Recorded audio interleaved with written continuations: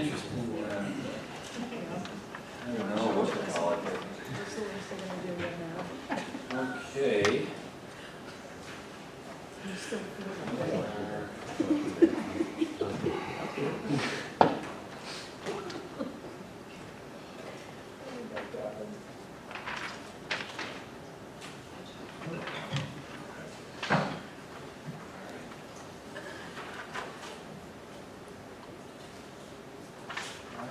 Karen, whenever you are ready.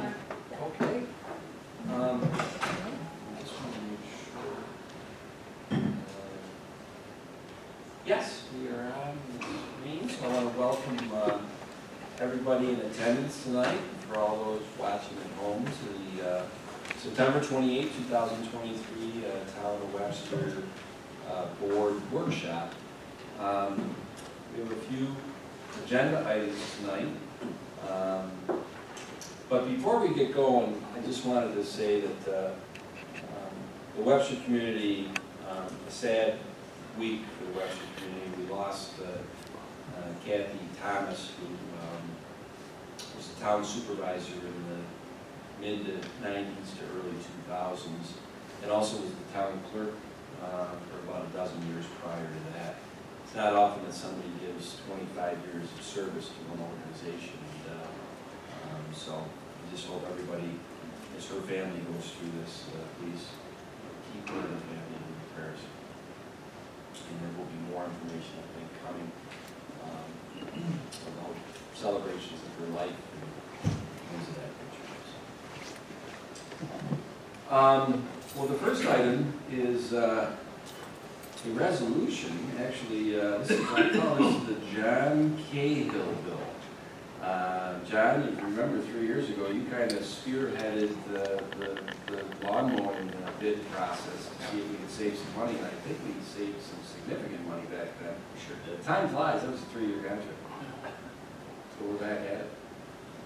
So I just want to add that this may be the John Cahill bill at this point, but this was first spearheaded by former board member Randy Nelson. Yeah. Yes. Oh, I did not know that. Yeah, Randy really spearheaded this initiative, and I'm happy to see that it's carrying forth, and that John has picked up the mantle. All right. Now, do you want to read this since it's close to your heart? Oh, okay. I make a motion to approve the solicitation of bids for the Town of Webster park/land mowing for 2024-2026 term to be advertised in the Webster Herald's Wednesday, October 4th edition. Second. Supervisor Flaherty. Aye. Councilman Cahill. Aye. Councilwoman Vitale. Aye. Councilman Abbott. Aye. Okay, the next item up tonight is actually a public hearing, and to consider enacting local law number 2, amending chapter 304 of the Code of the Town of Webster, real property tax law, section 466-8, tax exemption for volunteer firefighters and volunteer, it says ambulance workers, but I'm going to say volunteer emergency medical service workers. So I think it was 2 or 3 weeks ago, Donna Comar, our assessor, came in and gave a presentation on what this was all about. We had last year enacted a local law, or 2 years ago, Dolly, to give this exemption to the volunteers. I think the state has made some changes to that, so in essence, we are looking at just, for the most part, continuing on with the spirit of giving the exemption status for volunteers. But I guess Charlie's shoehorning it into the new state law. Correct. In a layman term, It expands it a bit, yeah. So, I think there was some spousal benefits as an expansion on that. And, yeah, and domestic partners, Yes. correct. yes. So, for formality's sakes, I'm going to open the public hearing. Is there anybody that would like to take the podium to speak about this? I'm not surprised. I don't think it's that controversial. So I am going to close the public hearing. And do the board members have any comments, questions on this? I did not want, Don did a great job You with should that. go. Well, if we do have the resolution in the folder, I don't see any problems with doing the motion resolution No, tonight. It's all ready to go. So, yes, I don't want to bore everybody with the whole thing. The best way to do this is to make a motion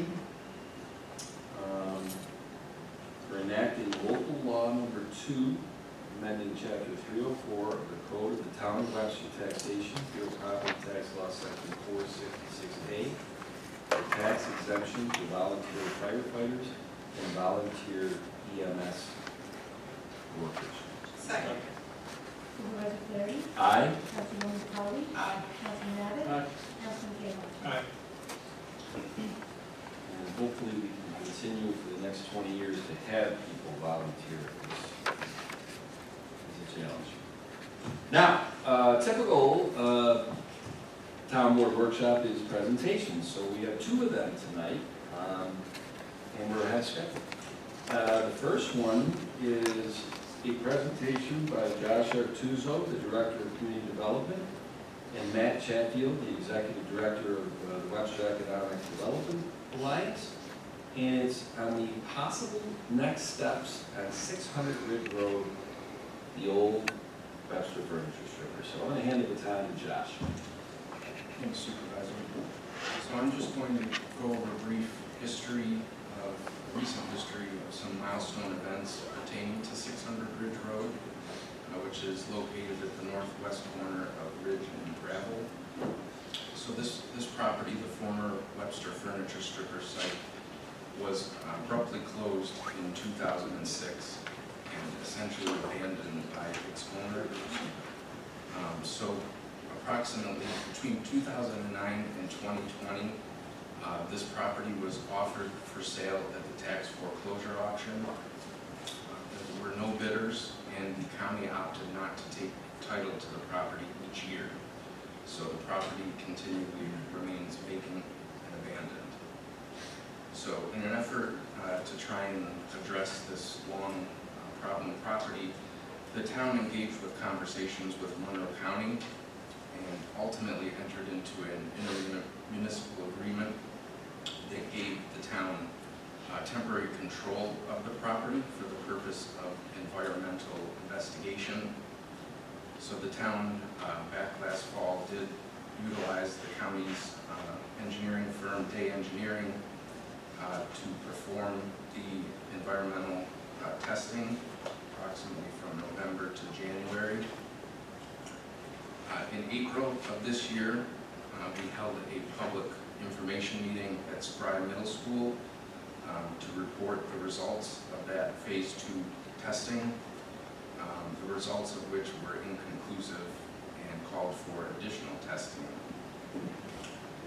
So in June of this year, we engaged with Knopf Shaw LLP, a local environmental law firm, to help us with exploring options and developing strategies for this property.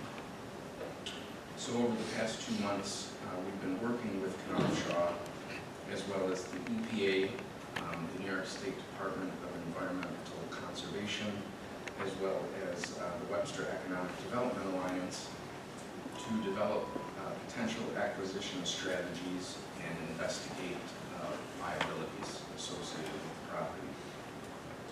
So as recent as 2 days ago, the county resumed its tax foreclosure auction, I believe for the first time since COVID. This property was once again offered for auction due to the delinquent taxes. There were no bidders, and the county did not take title of the property. Now I just want to go over some brief highlights of a broader effort for this West Webster area that we've been working towards. So back in July of 2021, the town was awarded $90,000 from the Genesee Transportation Council to complete a West Webster revitalization plan. So we were finally able to get that initiative kicked off officially In March of '22, we formed a committee of area business owners and residents to help guide us in that process. Last December, we also hired a consulting firm to perform an income survey of the area. And the results of that survey indicate that the area income does meet hardship status for a variety of grant programs.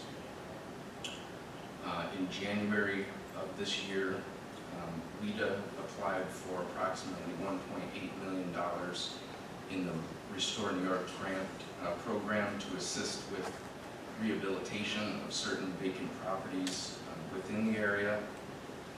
And then in May of this year, we were able to finalize the plan, the revitalization plan document. One of the primary recommendations really emphasized the need to address the four corners, and this being one of them at 600 Ridge Road, definitely identified as a top priority. And I will be coming back to the board later this fall at a workshop to kind of discuss the contents of the plan, the recommendations, and pursuit of adoption and potential zoning changes that would help facilitate our vision for this area.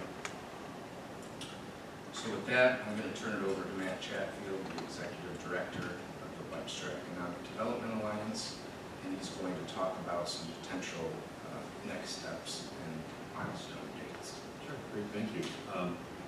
Actually, can we keep it on this slide real quick? I just want to add a little bit of color in between the lines for Josh's great summary here. So part of what's setting up the discussion that we're about to have is the county was actually the one that was given the temporary incidence of ownership. And that was only like a 60-day time frame. There was a very limited amount of time under which that temporary incidence of ownership for environmental investigations was able to be had. And that ended in February.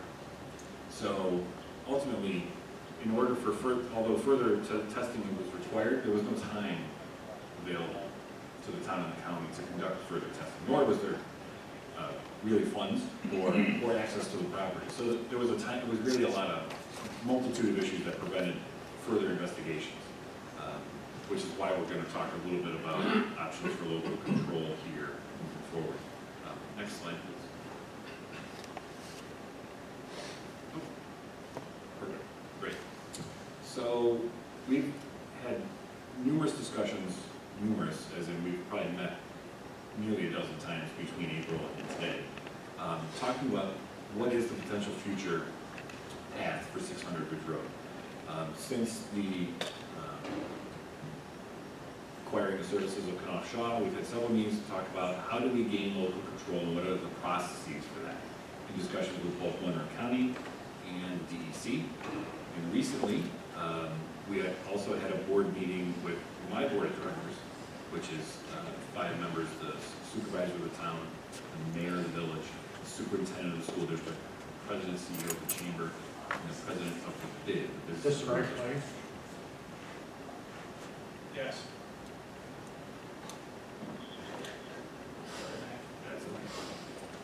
That board, we described how WEDA could ultimately, potentially, take title to the property through the town, and then be the one to hold onto the property and try and facilitate rehabilitation, and then transfer it to the private domain. That is the ultimate goal. The ultimate goal is to not have this be held in the public domain for any extensive period of time, only to utilize the powers and benefits of either the municipality or the local development corporation, WEDA, to obtain proper funding and access to resources, specialized resources, through either the DEC or the EPA to move forward with rehab and remediation as needed. We've clearly been doing a lot in the past 7 days here. Notice of this meeting, there was a town board discussion that took place last week. And I know that we were putting these materials together at breakneck speed today. We did not last Thursday have an executive session discussion on this. Perfect. So, Well, that was my mistake. So, the 26th, which was 2 days ago, the county did not receive any solicitations, any offers for the purchase of the property. We are continuing to discuss the potential sale of that property to the town of Webster for the sum of $1. And parts of that discussion are, how do we limit the potential liability of the town for doing so? There's a couple actions, and we do have Melissa Val, one of our attorneys here. I'm not going to pretend to understand all the legal jargon. We will definitely query her on that. But I do understand that the Phase 1 report, the Phase 1 ESA, would be a requirement to perform the proper due diligence, and that offers you protections as a buyer in the eyes of the federal government and the state government, I believe. We also need to enter into an agreement, we as in the town of Webster, and potentially we as a participant, enter into an agreement, a covenant not to sue with DEC, which provides further protections for any future remediation actions that they have. The town also needs to enter into a letter of intent with Monroe County, and for that potential purchase or transfer of the property, and that we need to go through proper channels. That needs to be introduced by the legal department to the legislature first, and then goes for discussion amongst the legislature on the 10th, would be the earliest date available, 10th of October. And then also the town board would need to declare itself lead agent towards that action as well, the transfer of real property. So our hope is that by the 10th, we could have a general consensus from the Monroe County legislature that this is in fact what's in the best interest of the public moving forward. We do have a potential timeline. We have some troubles with the timeline. We are currently identifying one particular grant resource through the EPA that is probably our best path forward to obtaining both investigation funding and remediation funding all in one grant. In prior years, the grant was due like November 21st until November 22nd. We were hopeful that that was the same timeline this year. They moved it up a week on us, and unfortunately, the earliest date we could potentially, if all the boards were in approval and all things went smoothly, November 14th would be the earliest date. So currently, we're off by a day from having title in the hands of the town to being able to apply for that grant. So our hope is that we can talk with the EPA in particular. Maybe there's a paper trail of intentions, good intentions on the part of the town and the county to go through with said transfer on the 14th, one day after the grant application is due. That's really the series of events. As you can see, it's the timing is tight for all of them, right? We're trying to do a lot of things. And largely, majority of it, the reason for the haste was so we would be eligible to apply for this particular grant resource this calendar year. So, and also, the further that property remains in the public or in the private domain and that isn't maintained, the more difficult we're going to have in really moving the property forward. We need a little control. And Matt, the reality is that until the Tuesday, September 26th election happened, this is all a moot point. You can't, the county doesn't have the ability to not do the due process of foreclosure auction. We can talk with them about the concept of doing this before the 26th, but that auction needed to take place. Absolutely. And so that's really why the time frame is so And up tight. until the 26th, that's all that did happen. We couldn't begin it Was before discussions. now. There was really no exchange of any sort of paper. So it's a tight time frame. But clearly, I can answer any questions you may have, but our legal counsel is here to answer any very particular questions. I'm just curious about the liability, potential liability in the town, if you could give us some specifics. So, I'd love to give you specifics on liability. Thank you. I am obligated not to disclose any attorney-client privilege communications and the communications we've had with the town, so I think that's that specific question, is better for an executive session, so I don't know if you think this is a good time, but I think, you know, without getting into specifics, and, you know, certainly it's not a secret that contaminated properties carry some level of liability with them. There are, you know, as Matt discussed, there are a number of things that you can do to better arm yourself to, you know, against that liability. You know, Matt mentioned an agreement with DEC, and that, with Department of Environmental Conservation, that has, you know, that's a big effort on DEC's part. They're really interested in working with municipalities to limit liability, to make municipalities more comfortable in becoming an owner of these exact type of properties, with the, you know, full acknowledgement that these types of properties are causing blight in communities and, you know, prohibiting revitalization, which is exactly the situation we find ourselves in here today. So, you know, DEC is very outspoken about the willingness to try to alleviate the potential risk and liability, specifically for municipalities, with a cooperation type agreement that Matt had mentioned. That helping answer? And I think it's important to understand that, you know, it's been 5 months, but on April 13th or whatever at Spry, we did a presentation, Mary Harrington, Joshua Frizo, and Matt Chatfield. It took a 400-page, very technical phase 2 testing report from Day Engineering and tried to show in layman terms what they found there. And it kind of debunked myths of the last 20 years. It is not as bad as I think people had made it out to be. And I think once the county saw the report on that, that's when they were more open to having this discussion with us. This is, you know, granted, there's more testing that has to be done, so there's always a risk that something could manifest itself.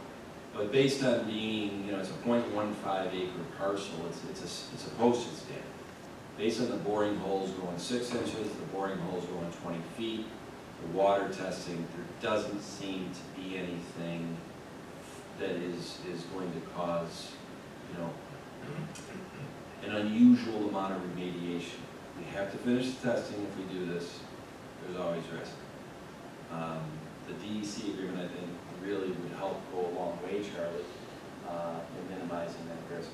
And certainly, as Matt described, the mechanism of the EPA grant almost is perfect for this scenario.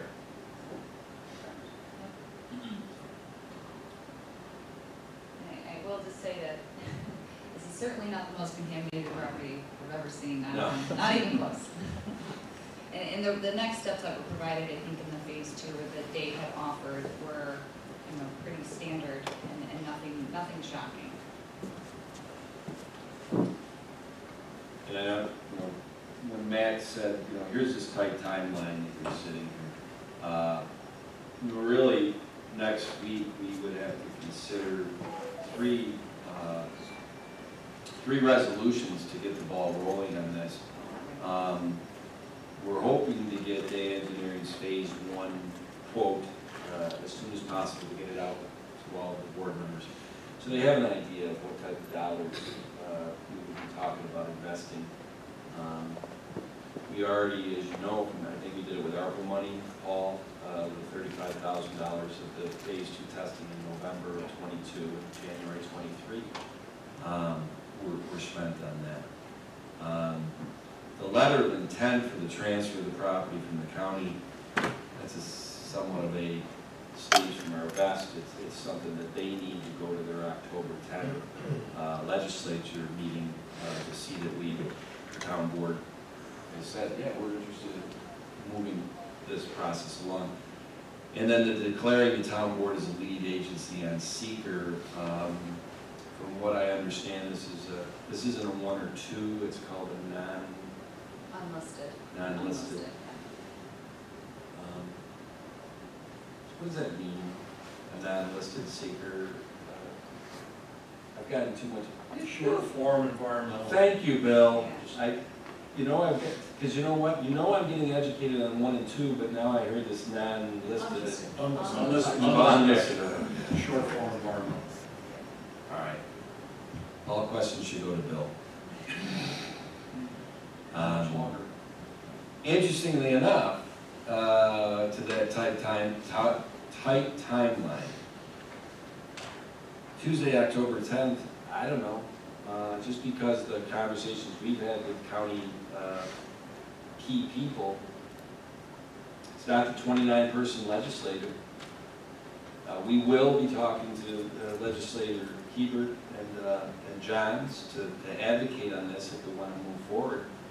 But that's a 29-person legislature, that's a wild card. This could all be over on October 10th. They may, vote to not pursue this, or they may, and I'm speaking on behalf of me, not the town board, if they're trying to get more out of this than basically a $1 to get it off their back, and I would not advocate for that.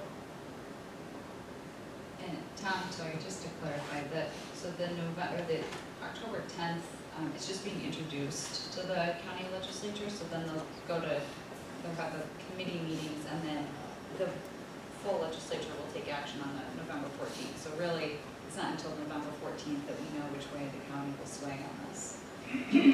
I think the committee meetings could Sure. provide some insight, but I think. Well, you could get some color on the Sure. 10th. I mean, I've watched some tapes of those, and those 29 legislators, inside voices come out, and you might get an idea of where some of them are sitting on this. And then, so the board would be kept apprised all the way along through those committee meetings and this and that.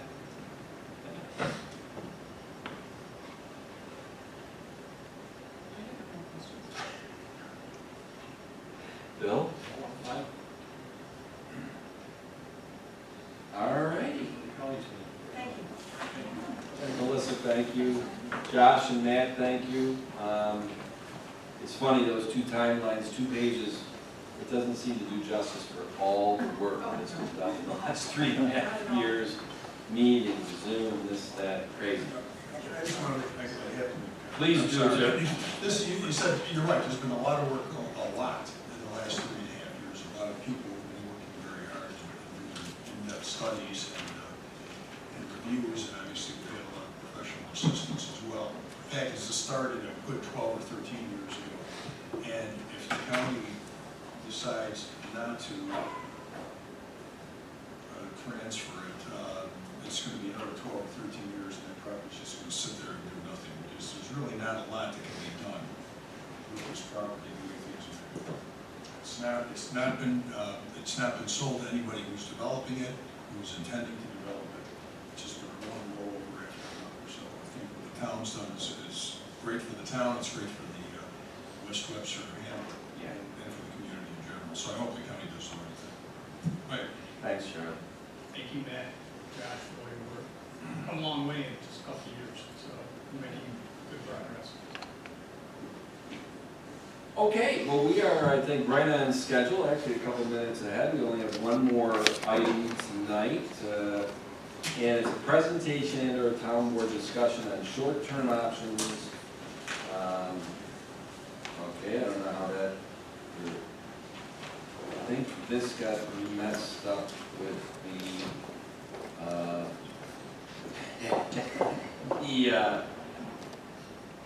the resolution we just did in the public hearing. So this agenda item is on the short-term options and long-term options for EMS in the town of Webster.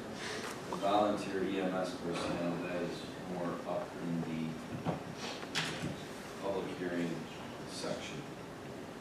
Now, I'm not going to move off of the dais. I think I can just present them here. I guess because I did the presentation on May 25th at a town board workshop, I guess I'm going to do the presentation of this one 4 months later on September 28th. So, Josh, you'll help me with moving along on this. It's not a 30-screen PowerPoint like on the 28th or 25th of May, so my presentation should go pretty quick. All right, moving to the next page. This first page should look familiar to everybody because it is exactly the page that was presented on May 25th in this boardroom. And this was the summary page of the short-term options that had been identified at that point. The only change to this screenshot is the red font that says this was presented at the May 25th, 2023 Town Board Workshop. It's the exact same slide. At that time, there were 7 short-term options that had been identified, and there they are. I'm not going to read them off. We can move on to the next. Now, the last 4 months have been pretty active on this. On June 8th, we had a 2-hour public meeting at Webster Thomas High School. Many of the people that are in the room tonight attended that meeting. Approximately 80 attended. There were 50 questions that were asked and answered. About half of them from the attendees that night, about half of them from a port. A week later, my supervisor's corner article in the Webster Herald clarified that we're not going to hit a June 30th decision by the town board on the short-term option. We are still missing information, most notably the 2022 financial audit from Equals. So I put in that article that tentatively we're going to make this decision 45 days after receipt of those audited financial statements. Now, on July 14th, our town attorney, the Honorable Charlie Genesi, formally requested of Nequal's attorney the 2022 financial audit and also an 18-month payer mix. And requested that by no later than July 31st.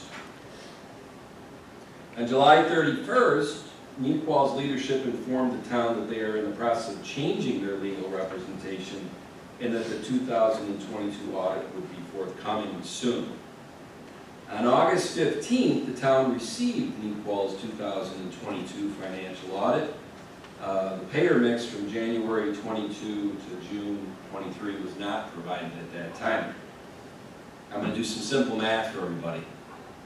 45 days from August 15th, making a decision on short term would be right around October 1st, which is Sunday.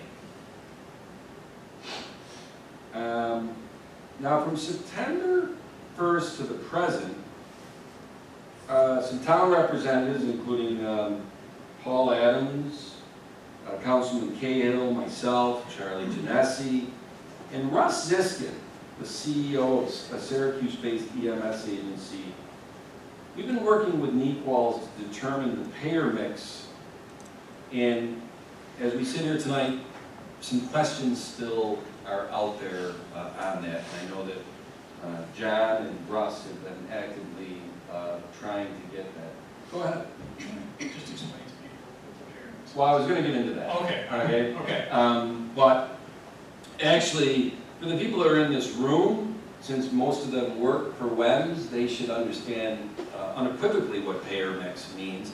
I think Russ Ziskin, he was on the panel on June 8th, and I think he did a great job at that public meeting of explaining what payer mix is that when the EMS professionals get a call, they don't distinguish at that point if this is somebody that is rich and has private health insurance and that they're going to get all $1,500 of what they bill out, or whether the person is maybe older and or less affluent, is on Medicare and Medicaid, and that the ambulance company is only going to get $300 out of their billed $1,500. That's not what these people do. Their passion is to go help people. They don't sit there and do an accounting of, oh, what do we got here? God bless them. But when the dust settles, an ambulance company has to figure out, okay, well, how many of our calls ended up being full pay, and how many of our calls ended up being slotted to capped off on Medicare and Medicaid because the patient was a Medicare or Medicaid patient. That's payer mix. Really simply, if your whole town was just a bunch of rich people, per se, and every call you went on got full pay for that call, that would be a really financially great ambulance company to run. Conversely, on those same exact number of calls, if your town was all Medicare and Medicaid, your revenue might be 1/4 of what the rich towns was on the same exact number of calls and the same exact number of expense, because these professionals have to be in those rates. Whether they're going to a call or not, they're getting paid. So that, in essence, is the foundation of payer mix. And I think Russ Siskin did a wonderful job that night explaining how his company, NOVA, Northern Onondaga Volunteer Ambulance, out of the Clay, New York area, has a 17% payer mix for full pay commercial. 17% of their billable calls are the full payers, and it makes up 50% plus of their collected revenue. Now that might be TMI for everybody on payer mix, but what every EMS agency's CFO will tell you is that payer mix is uber important to analyze the financial viability of an EMS agency and where or where not they need some subsidy from local governments. So the reason why payer mix is such an important factor here is that we go back 14 months, and on July 28th, Ahmed Mustafa, the CEO and chairman of the board of WEMS and Equals, stood on the podium and said, we need a tax district as soon as January of 23, and we need an initial funding of $800,000. That's very difficult for us as a town board, and Paul as the finance chair, to understand. Well, do you need $800,000? Because are you that rich town that you're getting a payer mix that is tremendous? Or are you a poor and old town and your payer mix is very low? And that's the type of data we need to make an informed, educated decision. That's my explanation here. And right now, as we sit here, we don't have enough information about that from Equals. Would you agree with that, Paul? Yes, I would. We were provided the WEMS only payer mix for 2022. We've asked for the Equals portion. Okay. So it tells that the story. So, and I gotta say this, Russ Siskin has been a godsend. He's one of our own. When I say one of our own, he lives here in Webster. Ahmed Mustafa is actually on Russ Siskin's board out at North Onondaga Volunteer Ambulance in Clay, New York. He has really been helpful with Paul, Charlie, myself, and John Cahill as we are trying to navigate something that is almost a different language. So, he's not here tonight, but thank you. Last on this timeline is that on September 20th, an Equals legal representation sent to, I think you, Charlie, a proposed amendment to the town, to the contract between the town and Equals. And then I know Councilman Cahill got involved with that, and on September 25th, there was a second proposed amendment sent over with some changes from the first. But both amendments had a money component where the town was giving money to Equals in exchange for some metric changes as far as monitoring, and also a 5-year extension of the current contract through the end of, or through 2030. Actually, a 5-year, I think, would be through the end of 29, right? 26, 27. No, it would be through the end of 30. All right. So that's been the activity the last 4 months of that. The next page is, once again, this is a page that should look very familiar to everybody because this was a summary of the long-term options that at least had been made known through May 25th. So these were shown back on May 25th. And then we can go, I won't read them off because everybody has seen these. Anybody paying attention to this process has seen these.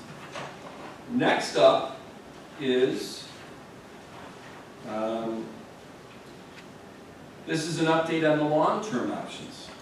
The University of Rochester's Simon Business School has a team of 5 MBA, Masters in Business candidates that will be starting a research project on the long-term options on October 1st, actually October 2nd. They have told us that based on this model, this is a model they do for businesses, and they've done it for I think 5 or 6 years now, that it's a 2-month process, and that they will be giving they'll present their research findings in early of December 23. I will say that this is, I think, a phenomenal opportunity for the town because they do businesses. They do consultation of businesses. This is the first time they've done a government entity, but as the town board has found out, we're in the ambulance business. We own a municipal certificate of need. We outsource our ambulance business from that licensure authority to NEQOLS. But make no doubt about it, the town is in the ambulance business. And so once we explained that to the powers that be at U of R, they said, you know what? We will take on you as a client in this. And it costs the town nothing to get some of the brightest minds at an MBA program at Simon School that I think everybody knows is one of the best in the country. So I think it's a tremendous thing for the town. And last but not least, town legal representation. My friend over here, Charlie Nessie, and some other attorneys per se, have been researching the municipal-owned certificate of need.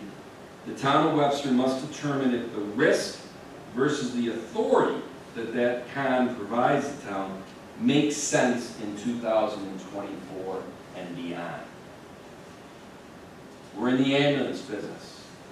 We have authorities having a municipal con, no other town in Monroe County has one.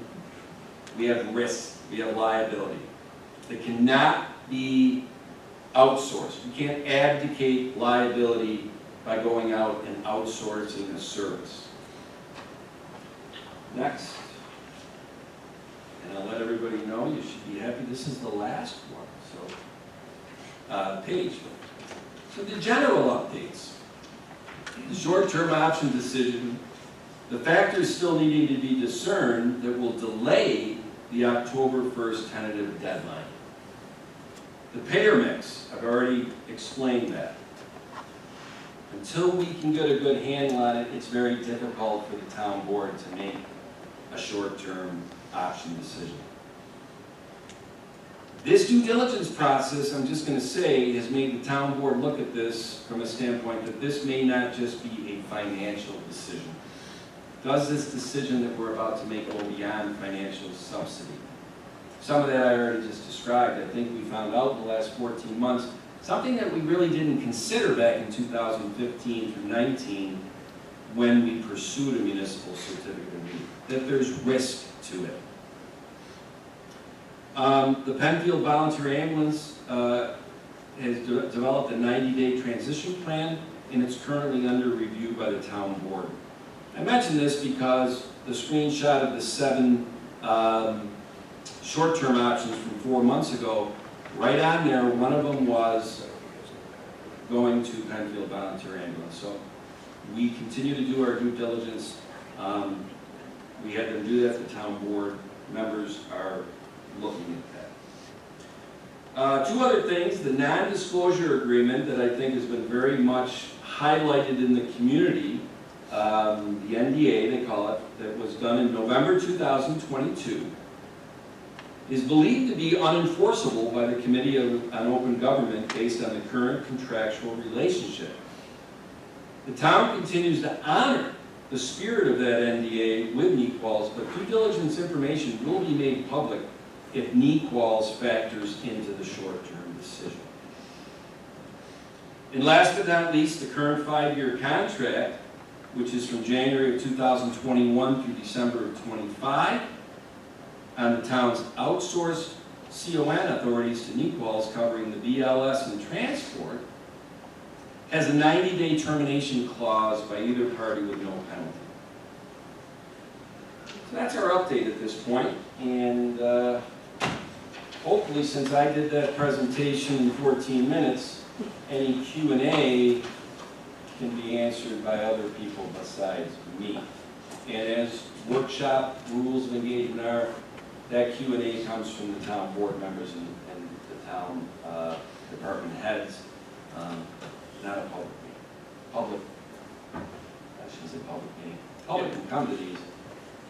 It's not open to public time.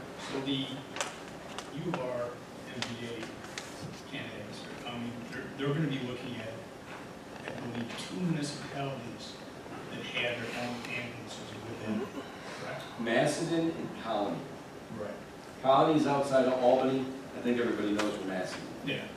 So there were some disparaging remarks on Facebook with respect to these MBA candidates coming in to do this, and I just want to say that that was in bad taste and never should have been done, and I think the town welcomes these candidates to come in and look at Macedon and do the work that they're about to do.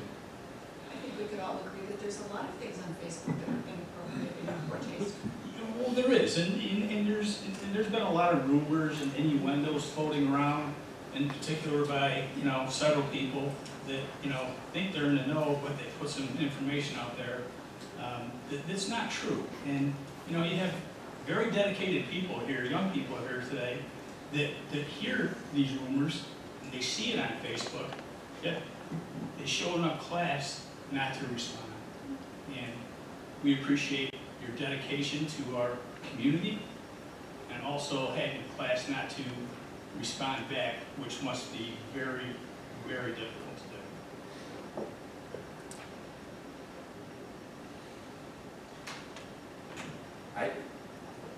I'm so intrigued because I'm not on Facebook, but I don't want to know. No, I don't want to know. It's best that way. No, Yeah. you don't. I sleep at night. Yes. Well, that's not true. I do have Kim Doyle in the supervisor's office, who's awesome. She lets me know if there's something on Facebook that I should know. And I trust her judgment. So I do get some signs. I don't have any further questions on the presentation tonight. I just want to thank both you and Attorney Genesi and John Cahill for all the time that you put into this, Paul.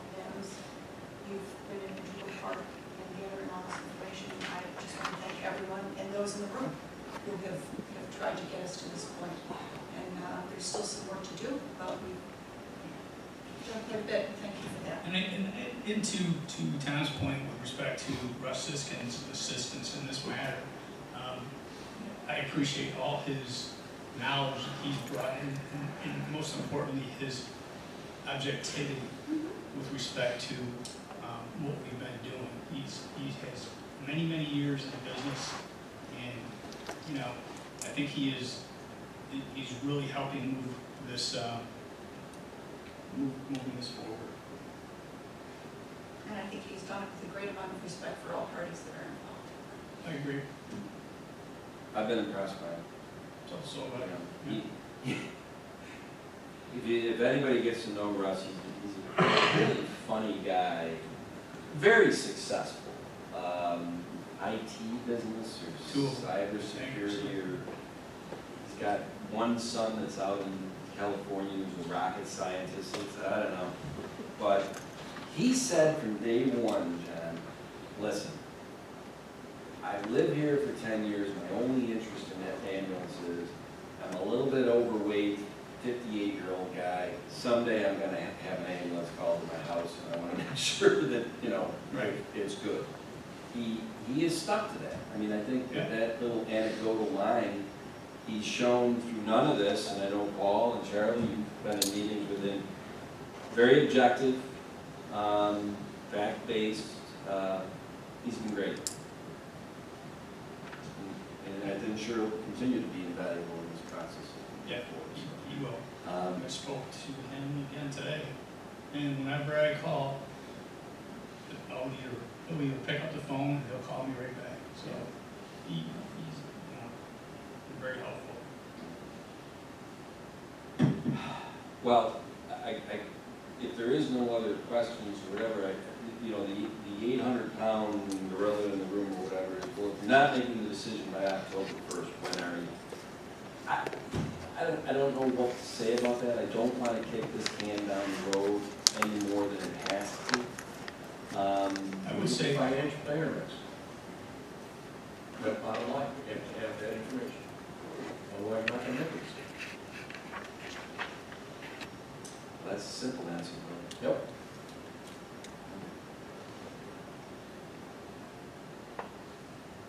I'll leave it at that. To be determined. So you'll see out there on Facebook that the town board continues to not make decisions. That's what they'll say? sure, Okay. yeah. All right.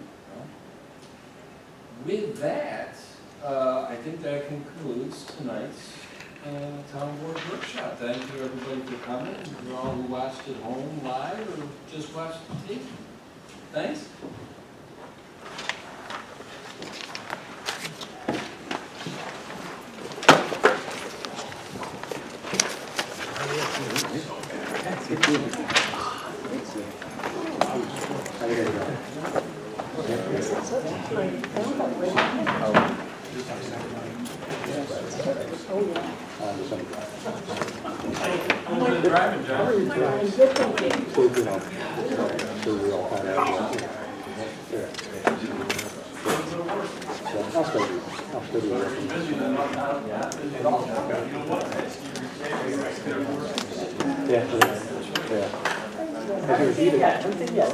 He didn't talk like that, right?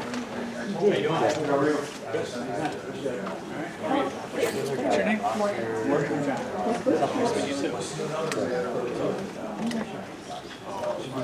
Are you good?